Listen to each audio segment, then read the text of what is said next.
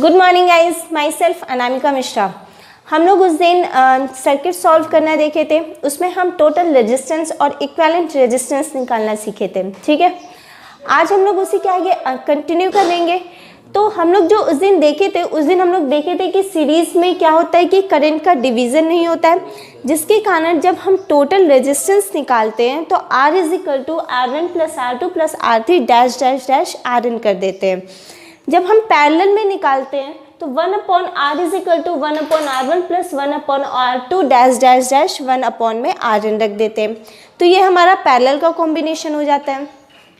अच्छा, सीरीज और parallel combination करते कब है? जब हमें यहाँ पर करंट की वैल्यू सेम चाहिए होती है। मतलब जहाँ पे 2 एम्पीयर करंट मिले, यहाँ भी 2 एम्पीयर मिले, यहाँ पे भी 2 एम्पीयर मिले, तो वहाँ पर हम सीरीज़ कनेक्शन करेंगे। और जहाँ पर करंट का डिवीज़न होगा, मतलब जहाँ पे हमें वोल्टेज सेम चाहिए होगा, वहाँ पे हम लोग कौन सा कनेक्शन करेंगे? पैरेलल कनेक्शन करेंगे।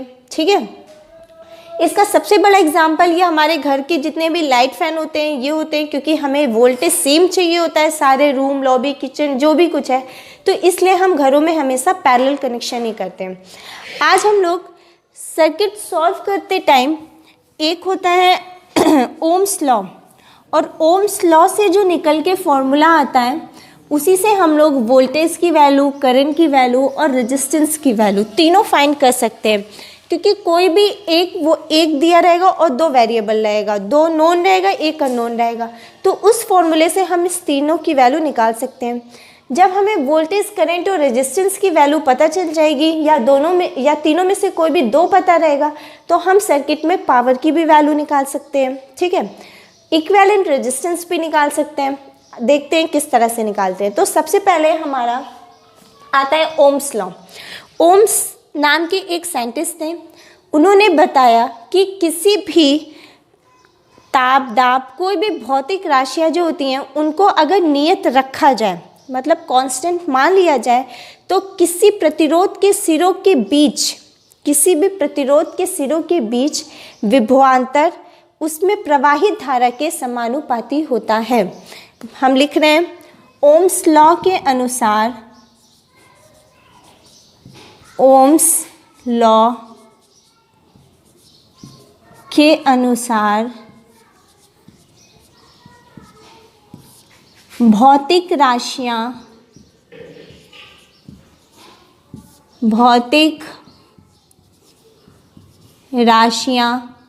ब्रैकेट में जैसे मान लीजिए ताप हो गया, दाब हो गया, ETC आदि को नियत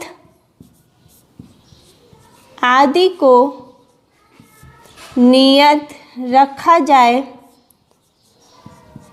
जाए तो प्रतिरोध के सिरों के बीच, प्रतिरोध हम किसको कहते हैं? रेजिस्टेंस को कहते हैं। इसकी यूनिट क्या होती है? ओम होती है। ठीक है, यहाँ पे ब्रैकेट में लिख देना है प्रतिरोध के सिरों के बीच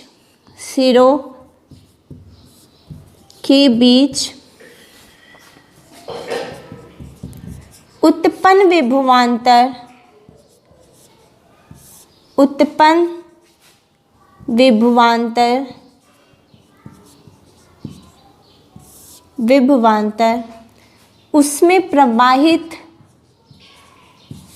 उसमें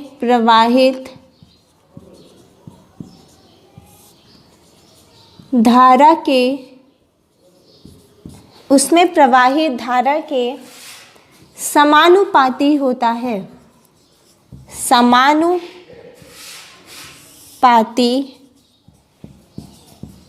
है।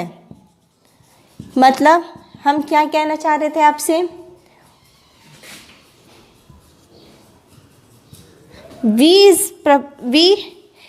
Is equal to I into R। ठीक है, या फिर हम लिख सकते हैं V प्रोपोर्शनल टू I। क्या लिख सकते हैं? V proportional to I।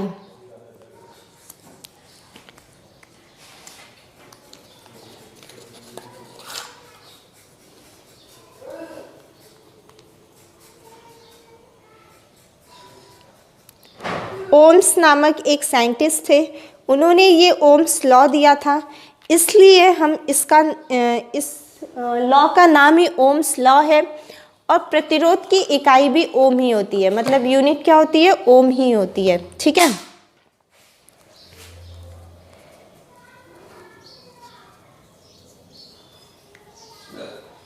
तो फॉर्मूला हमारा क्या निकल के आया, V = IR।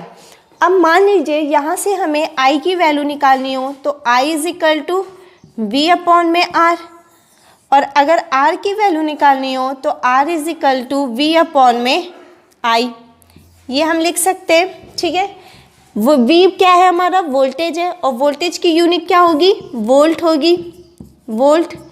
I क्या है, हमारा करंट है, और करंट की यूनिट क्या होगी, एम्पियर। ये क्या, R क्या है, हमारा रेजिस्टेंस है, और रेजिस्टेंस की यूनिट क्या होगी, ओम। ठीक है, और अगर हमें I निकालना होगा तो V/R, और अगर R निकालना होगा तो V/I हम लिख सकते हैं। तो ये तो था हमारा ओम्स लॉ। अब हम सॉल्व करते हैं कोई भी सर्किट। ठीक है,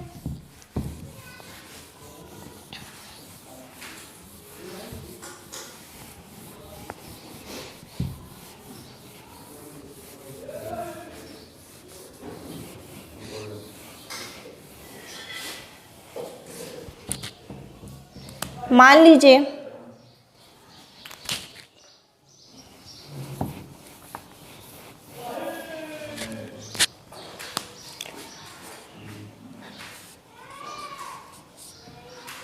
ये हमारे पास 2 ओम का, ये है 10 ओम का, ये भी है 10 ओम का, ये है 5 ओम का। ठीक है, और ये भी है हमारे पास 2 ओम का, फिर यहाँ पे एक जुड़ा हुआ है 2 ओम का, और यहाँ पर हमने वोल्टेज लगाएंगे, मान लो 8 वोल्ट का। ठीक है, हमें इस सर्किट में निकालना क्या है, टोटल इक्विवेलेंट रेजिस्टेंस निकालना है, करंट निकालनी है, और पावर निकालना है। ठीक है, ये 3 चीज़ें हम लोग को फाइंड करना है। किस तरह से फाइंड करेंगे हम, सबसे पहले हम इसका R इक्विवेलेंट निकाल लेंगे। ठीक है, क्योंकि हमें I निकालने के लिए V = क्या होता है, I × R। तो अगर हमें I चाहिए तो V/R चाहिए। ठीक है, तो V की वैल्यू तो दी हुई है 8 वोल्ट, लेकिन R हमें कैसे मिलेगा, जब हम इक्विवेलेंट रेजिस्टेंस निकालेंगे तभी तो R की वैल्यू पता चलेगी। और जब ये पता चल जाएगा तो वहाँ से पावर का भी फॉर्मूला, पावर भी हमें पता चल जाएगा। तो सबसे पहले हम जो पैरेलल में ये तीनों आप देख रहे हैं, मान लीजिए यहाँ से करंट जा रही है, ये करंट आई, यहाँ पर आई, यहाँ पर आई, यहाँ तक तो हमें जो करंट मिली वो सीरीज़ में थी। इसका मतलब ये जो 2 ओम का रेजिस्टेंस लगा हुआ है ये कैसा है, ये आपस में सीरीज़ में है। और जब हम करंट को डिवाइड किए, मतलब I1 इधर गया, I2 इधर गया, और I3 इधर गया, I1, I2 और I3, 3 पार्ट में करंट डिवाइड हो गई। इसका मतलब ये है कि ये तीनों रेजिस्टेंस जो हैं वो आपस में किस में है, किस कॉम्बिनेशन में, पैरेलल कॉम्बिनेशन में। ठीक है, फिर जब ये तीनों यहाँ से निकल के आया तो यहाँ पर इक्वल हो गया, मतलब कि एक ही करंट को पाथ मिला और दूसरा कोई पाथ ही नहीं मिला। तो हम कह सकते हैं कि ये जो है वो आपस में सीरीज़ में है।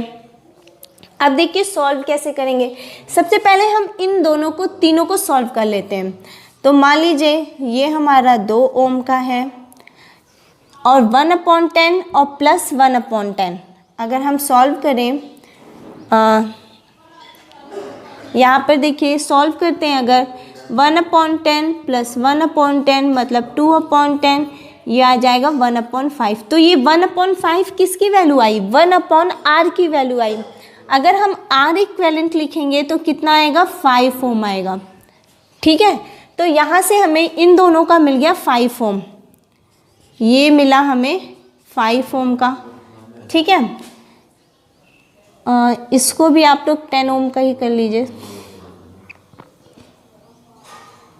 चाहे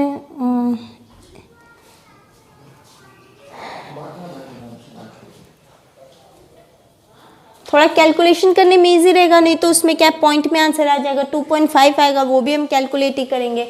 लेकिन अगर वैसा रहता है कैलकुलेशन करने में इजी रहेगा। ये 5 है तो 5 ओम आया, इसको आप लोग कर लीजिए, चलिए 10 ओम रहने 5 ही ओम रहने दीजिए, ठीक है, चाहे यहाँ पे 10 कर लीजिए, इसको कर लीजिए 10 ओम। तो ये 5 ओम आया था और यहाँ पे हमारे पास बचा है एक 10 ओम का रेजिस्टेंस, ठीक है, और ये हमारे पास है 2 ओम का, और नीचे है हमारे पास 2 ओम का, और ये है कंप्लीट, ठीक है। अब देखिए ये दोनों आपस में पैरेलल में, फिर से हम इनको सॉल्व कर लें, मतलब 1/5 + 1/10, तो ये आ जाएगा 10, ये हो जाएगा 2 और +1 यानी कि 3/10। तो जब R इक्वेलेंट हम देखेंगे तो आएगा 10/3 ओम। कितना आया? 10/3 ओम। मतलब कि अगर फिर से सर्किट हम बनाएं तो ये हो जाएगा हमारे पास 2 ओम का, ये हो जाएगा हमारे पास 10/3 ओम का, ये हो जाएगा 2 ओम का, और ये भी क्या है आपस में सीरीज में ही है, तो हम इसे भी 2 ओम लिख सकते हैं। ये बना हमारा, ठीक है। अब ये चारों आपको किस में दिख रहे हैं? आपस में सीरीज में दिख रहे हैं, चारों को जोड़ लीजिए। फॉर्मूला क्या होता है? R equivalent is equal to R1 + R2 + R3 + R4, मतलब R equivalent is equal to 2 2 4 और 2 6 यानी 6 ओम, तो यही हो गया, और प्लस 10/3। एलसीएम लीजिए, यहाँ पे कितना आएगा 3, और ये कितना हो जाएगा 18 + 10 यानी 28/3। किसकी वैल्यू आई? R इक्वेलेंट की वैल्यू आई, यानी कि ओम। अब ये सीरीज में है तो हम इसे पलटेंगे नहीं, 3/28 मत कर दीजिएगा, ये 28/3 ओम ही रहेगा, ठीक है। तो यहाँ से R इक्वेलेंट की वैल्यू निकल कर क्या आती है? R equivalent is equal to 28/3 ohm. अब हमें R पता चल गया है और वोल्टेज तो हमें पता ही है 8 वोल्ट, तो हम किसकी वैल्यू निकालेंगे? करंट की वैल्यू निकालेंगे। किस फॉर्मूले से? इस फॉर्मूले से, मतलब I = V/R। V कितना है? 8, और रेजिस्टेंस की वैल्यू कितनी है? 28/3। जब ये ऊपर जाएगा तो किस तरह से हम लिख सकते हैं? 8 × 3/28 लिख सकते हैं, ठीक है। तो I = अगर इसको काटिए तो ये आएगा, यानी 12/19 एम्पियर। करंट की वैल्यू कितनी आ गई? 12/19 एम्पियर, ठीक है। और हमें क्या निकालना था? यानी रेजिस्टेंस की वैल्यू पता चल गई, करंट की वैल्यू पता चल गई। अब हमें क्या निकालना था? पावर निकालना था। तो पावर का फॉर्मूला होता है P = V²/R। पावर के 3 फॉर्मूले होते हैं, P = I²R, P = V × I, P = V²/R। तो जो सिंपल रहता है हम वही रख लेते हैं, V × I रख लेते हैं। P = V × I, ठीक है। तो P = V की वैल्यू कितनी दी हुई है? 8, और I की वैल्यू कितनी दी हुई है? 12/19। तो इसका गुणा कर लीजिए, 96/19 वाट। कितना आंसर आया? 96/19 वाट। तो इस तरह से हम किसी भी सर्किट में रेजिस्टेंस, करंट और पावर की वैल्यू को निकाल सकते हैं, ठीक है। हम एक क्वेश्चन और सॉल्व करेंगे।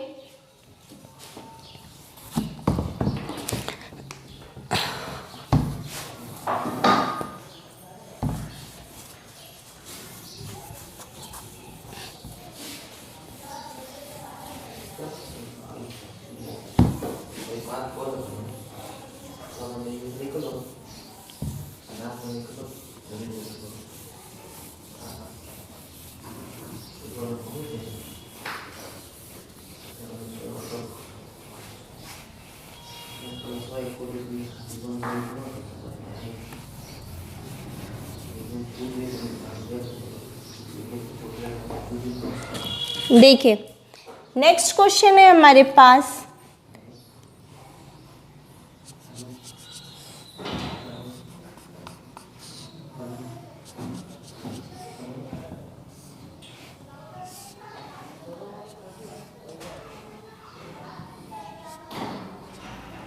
4 ओम, 4 ओम, 4 ओम, 2 ओम, 4 ओम, 2 ओम और ये है 4 ओम। ठीक है, ये हमारे पास सर्किट है जिसमें हमें निकालना क्या है, आर इक्विवेलेंट निकालना है और आई की वैल्यू निकालनी है। ठीक है, मान लो कि टोटल आई की वैल्यू दी हुई है यहाँ पर 4 एम्पियर। ठीक है, टोटल आई की वैल्यू कितनी दी हुई है, 4 एम्पियर दी हुई है और हमें निकालना क्या है, यहाँ पे वोल्टेज निकालना है और पावर निकालना है। तो कैसे निकालेंगे, देखिए ये दोनों आपस में किस में, सीरीज में, यानी 4 और 2 कितना हो गया, 6 ओम। तो 1/6 प्लस 1/4 सॉल्व करिए कितना आएगा, 6 और 4 का एलसीएम, ये 2 और ये 2 और ये 3, ये कितना है हमारे पास 12, ये 2 ये 3 मतलब 5/12 और इसको पलटेंगे हम तो आएगा कितना 12/5। ठीक है, तो इसका मतलब यहाँ पे हम लिख सकते हैं 12/5 और ये सारा मिट जाएगा। उसके बाद ये दोनों आपस में किस में, सीरीज में, मतलब 12/5 और +2 तो 5 यहाँ पे हो गया 12 और यहाँ पे हो गया 10, यानी कि ये 22/5 कितना आया, 22/5। ये किस में था, हमारा सीरीज में था। ठीक है, अब यहाँ पे जो फिर से सर्किट आई ये कितने की आई, 22/5 की। इसमें फिर से आप 4 पैरेलल में है तो 1/4 ऐड कर दीजिए, ये कितना आएगा,